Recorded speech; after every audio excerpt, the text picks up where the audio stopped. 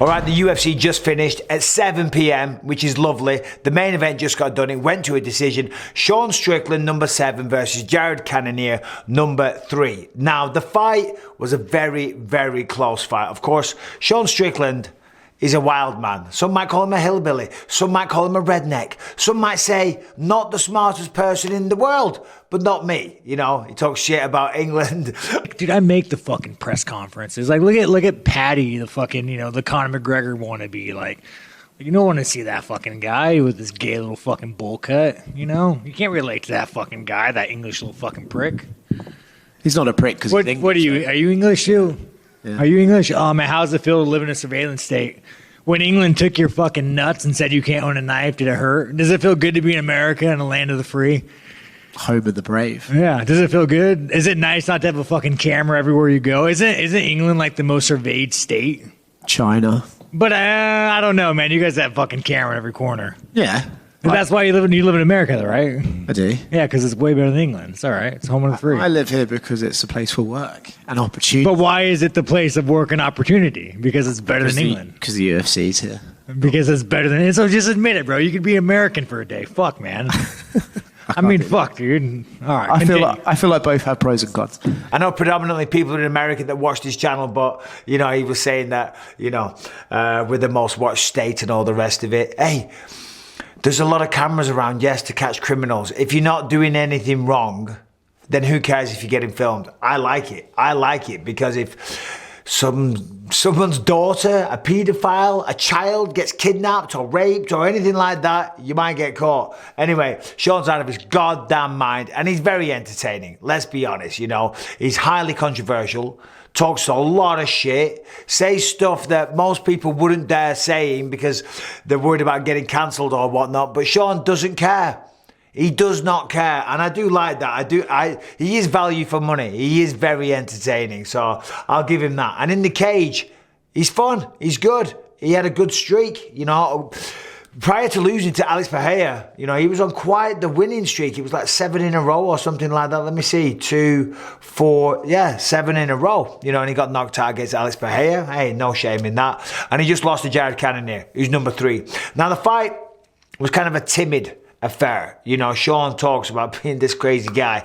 In the cage, he's methodical. He knows what he's doing. Predominantly fights behind the jab. Now, there's 3 types of jab. There's a neutral jab, where you jab. There's an offensive jab, where you step in and you really give it some torque. And there's a defensive jab, where you back away and as you're going forward, you throw a jab out to stop your opponent advancing on you. And it's the defensive jab, for the most part, that Sean uses. He does use it going backwards. When he was going forward and throwing, and he let the hands go, he looked very good. There was certainly some pop behind the punches, a bit of sting. But as we heard from the commentators, and as we know, and as you know by now, it's based on damage.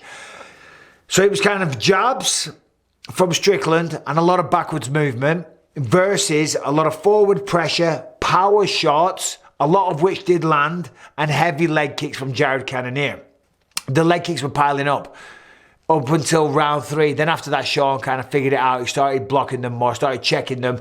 And once you get checked a couple of times, you stop throwing leg kicks. The best defense against a leg kick is to check it. Now, of course, that is the defense.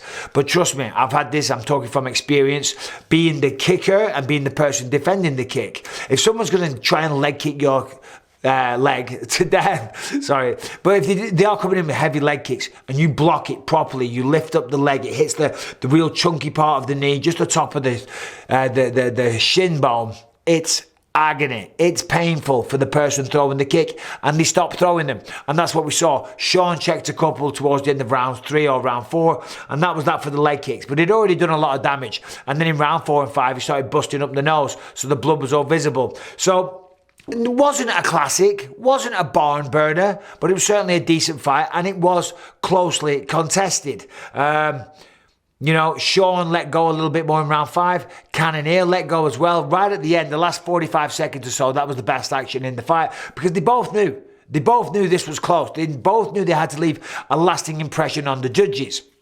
When it went to the judges' scorecards, 49-46 Cannonier, 49-46 Sean Strickland, and then the third judge had it for Jared. A lot of people might think that's crazy. Saying, how could it be split decisions on either side? But I don't really have an issue with that because you can make arguments either way. You can say Sean was landing more shots, Sean landing more headshots. I mean, he landed way more to the head. You know, so you could argue that the headshots are more damaging, more damaging. That's the word. I was looking for another word, but that's the word. More damaging, a headshot or a leg kick, you know, because Jared was going to the head, the body, and the legs. Do you know what I mean? So if you think the headshots are more damaging, which a lot of the times they are, you know, then I can see you going for Strickland. But for me, I had Jared Cannonier winning that fight. It was close. Every round was close. But I think Jared going forward, with the octagon control, with the aggression, with the damage that he was landing, I'll take wham, right hand, left hook, full power, over 3 pity-patty jabs all day long. And I think any judge would. Any judge. If they don't know which side to go with, if you just went, here, come here a second, let me, right hand, left hook in the face as hard as you can. And then when he finally wakes up, and he knows what day it is, he said, now, let me just jab you 3 times going backwards in the face. I know which one they'd rather experience again. And it wouldn't be the 3 jabs going backwards. That sounds like I'm being critical of Sean. I'm not. That's his style. And his style's very effective. I've trained with Sean quite a lot over the years. He's very good. He has an unusual style, you know, good evasive footwork. Really good jiu-jitsu. One thing about Strickland is, you know, you don't really see his ground game. Very good ground game. Jared's a strong guy. They hit the floor a couple of times. Jared bounced up pretty well. But still, entertaining fight. You know, Jared Cannonier got the job done. I'm pretty sure he was the favourite going in.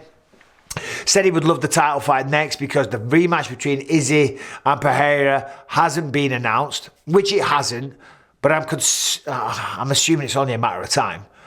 It's got to be only a matter of time before that fight gets announced because there's no way, excuse me, there's no way Izzy isn't going to want that fight. There's no way Izzy doesn't want to get his belt back, you know. But it is a tough one for Izzy going in there. Could he lose to him 4 times in a row? But still, Cannonier wants that. Back to the drawing board for Sean Strickland. Jared's had a good year. Knocked out Derek Brunson, lost the title fight, beat Sean Strickland, 1-2, lost 1. In a title fight, no shame. You know, so a good year there. But let's just have a look at some of the rest of the card.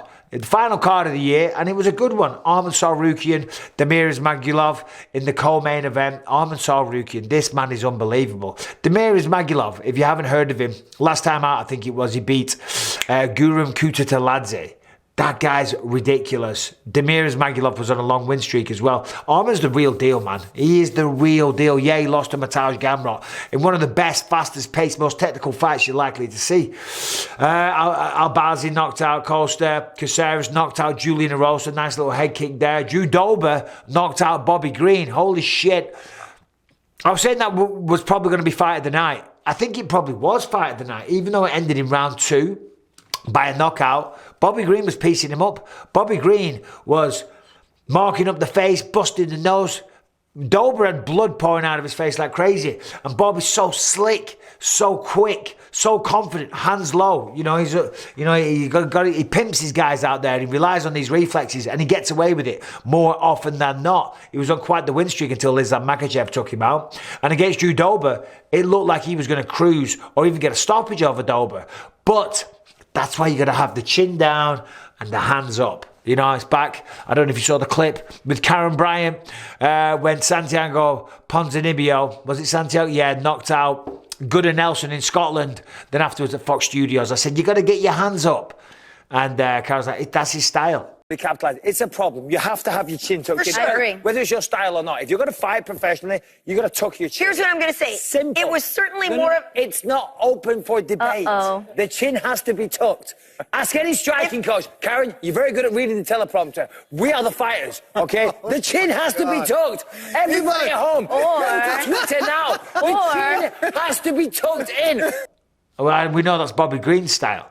But you got to get the hands up. 4-ounce gloves. Shoulder up, chin down, hands up. Yeah, you can drop them sometimes, but certainly when you're the one under attack, you've got to go into a defensive shell, right? Being all showboaty, show pony, whatever the fuck you want to call it, it's all well and good. And you look really cool. You look amazing. It's great. Everyone's like, wow, this guy's amazing. Look how cool he looks with his hands down, pimping everyone. And then all of a sudden it's, wow, look how cool you look. Face down on the canvas, unconscious. So get the fucking hands up, okay? By the way, that isn't an attack on Bobby Green. I am a huge fan of Bobby Green. It was just more a rebuttal of the Karen Bryant situation. Shout out Karen, hope you're well. Yeah, get the fucking hands up. But still, Bobby Green, love the guy. Drew Dober, congratulations. Congratulations. I thought he might have called out Paddy Pimblett because he was talking about him last week. Olashaychuk took care of Cody Brundage in round 1 knockout. So yeah, there it was. There it was. Final fight card of the year. Pretty good. A lot of stoppages. Main event went to a split decision. Well done, Jared Cannonier. And that's it. No more UFC. And because of that, next week, I'll be dropping my videos. I'll be dropping Best Fight of the Year, Knockout of the Year, Fighter of the Year, Submission of the Year, all that stuff. So keep an eye out for them. I think we've put some polls out there. If you can't see them, have a look. We've dropped merchandise. Look down there. There's a little store. We're selling t-shirts, hoodies, mugs, cups. Oh, fill your boots, mate. We got merchandise. So get involved in that. Subscribe. Ring the bell. Have a great Christmas week. It's coming up. Starting to feel a little Christmassy in the Bisping house. Hope it is in yours. Hope you're all well. Take care.